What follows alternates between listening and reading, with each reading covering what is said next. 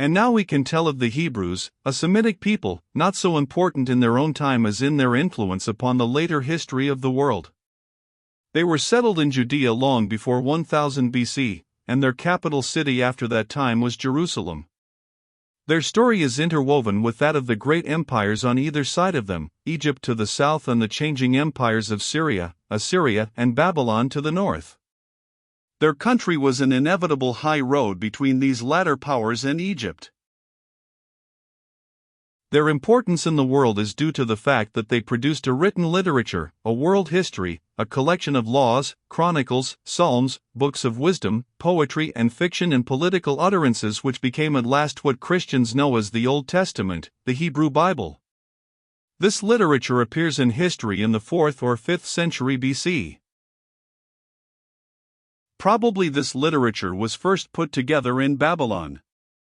We have already told how the Pharaoh, Necho II, invaded the Assyrian Empire while Assyria was fighting for life against Medes, Persians, and Chaldeans. Josiah king of Judah opposed him, and was defeated and slain at Megiddo, 608 BC. Judah became a tributary to Egypt, and when Nebuchadnezzar the Great, the new Chaldean king in Babylon, rolled back Necho into Egypt, he attempted to manage Judah by setting up puppet kings in Jerusalem. The experiment failed, the people massacred his Babylonian officials, and he then determined to break up this little state altogether, which had long been playing off Egypt against the Northern Empire. Jerusalem was sacked and burnt, and the remnant of the people was carried off captive to Babylon. There they remained until Cyrus took Babylon, 538 BC. He then collected them together and sent them back to resettle their country and rebuild the walls and temple of Jerusalem. Before that time, the Jews do not seem to have been a very civilized or united people. Probably only a very few of them could read or write. In their own history, one never hears of the early books of the Bible being read. The first mention of a book is in the time of Josiah. The Babylonian captivity civilized them and consolidated them. They returned aware of their own literature, an acutely self-conscious and political people. Their Bible at that time seems to have consisted only of the Pentateuch, that is to say the first 5 books of the Old Testament as we know it. In addition, as separate books they already had many of the other books that have since been incorporated with the Pentateuch into the present Hebrew Bible, Chronicles, the Psalms and Proverbs for example. The accounts of the creation of the world, of Adam and Eve and of the flood, with which the Bible begins, run closely parallel with similar Babylonian legends. They seem to have been part of the common beliefs of all the Semitic peoples. So too the stories of Moses and of Samson have Sumerian and Babylonian parallels. But with the story of Abraham and onward begins something more special to the Jewish race. Abraham may have lived as early as the days of Hammurabi in Babylon. He was a patriarchal Semitic nomad.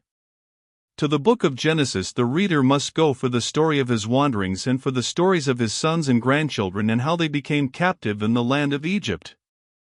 He traveled through Canaan, and the God of Abraham, says the Bible story, promised the smiling land of prosperous cities to him and to his children.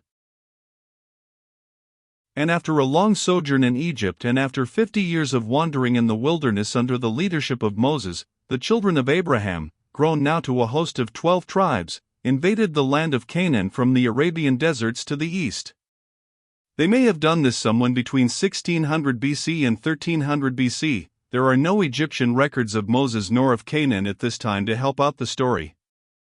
But at any rate they did not succeed in conquering any more than the hilly backgrounds of the Promised Land. The coast was now in the hands, not of the Canaanites but of newcomers, those Aegean peoples, the Philistines, and their cities. Gaza, Gath, Ashdod, Ascalon and Joppa successfully withstood the Hebrew attack. For many generations the children of Abraham remained an obscure people of the hilly back country engaged in incessant bickerings with the Philistines and with the kindred tribes about them, the Moabites, the Midianites and so forth. The reader will find in the book of Judges a record of their struggles and disasters during this period. For very largely it is a record of disasters and failures frankly told. Map: the land of the Hebrews. For most of this period the Hebrews were ruled, so far as there was any rule among them, by priestly judges selected by the elders of the people, but at last someone towards 1000 BC they chose themselves a king, Saul, to lead them in battle.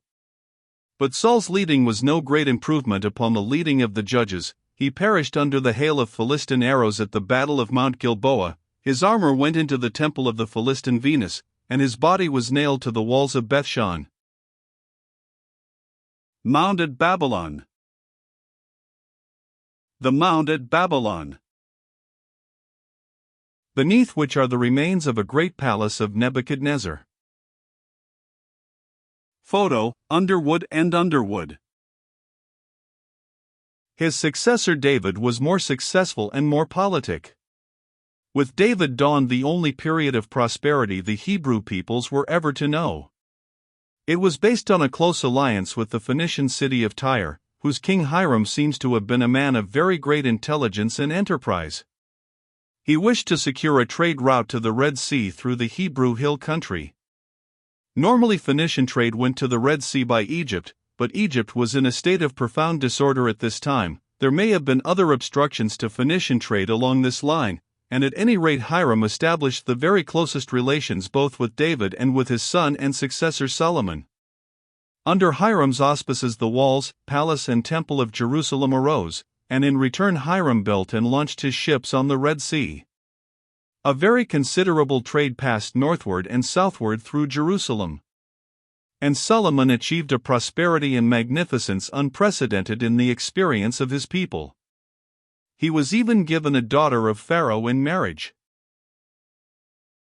But it is well to keep the proportion of things in mind. At the climax of his glory Solomon was only a little subordinate king in a little city. His power was so transitory that within a few years of his death, Shishak the first pharaoh of the 22nd dynasty, had taken Jerusalem and looted most of its splendors. The account of Solomon's magnificence given in the books of Kings and Chronicles is questioned by many critics. They say that it was added to and exaggerated by the patriotic pride of later writers. But the Bible account read carefully is not so overwhelming as it appears at the first reading.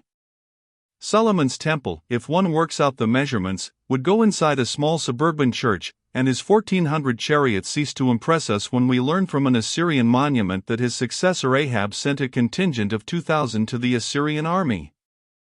It is also plainly manifest from the Bible narrative that Solomon spent himself in display and overtaxed and overworked his people. At his death the northern part of his kingdom broke off from Jerusalem and became the independent kingdom of Israel. Jerusalem remained the capital city of Judah. The Ishtar Gateway, Babylon. The Ishtar Gateway, Babylon. The bulls are in richly colored enamel on baked brick. Photo: Underwood and Underwood. The prosperity of the Hebrew people was short-lived. Hiram died, and the help of Tyre ceased to strengthen Jerusalem. Egypt grew strong again. The history of the kings of Israel and the kings of Judah becomes a history of two little states ground between, first Syria, then Assyria and then Babylon to the north and Egypt to the south. It is a tale of disasters and of deliverances that only delayed disaster. It is a tale of barbaric kings ruling a barbaric people. In 721 BC the kingdom of Israel was swept away into captivity by the Assyrians and its people utterly lost to history. Judah struggled on until in 604 BC, as we have told, it shared the fate of Israel. There may be details open to criticism in the Bible story of Hebrew history from the days of the Judges onward, but on the whole it is evidently a true story which squares with all that has been learnt in the excavation of Egypt and Assyria and Babylon during the past century. It was in Babylon that the Hebrew people got their history together and evolved their tradition. The people who came back to Jerusalem at the command of Cyrus were a very different people in spirit and knowledge from those who had gone into captivity. They had learnt civilization. In the development of their peculiar character a very great part was played by certain men, a new sort of men, the prophets, to whom we must now direct our attention. These prophets marked the appearance of new and remarkable forces in the steady development of human society.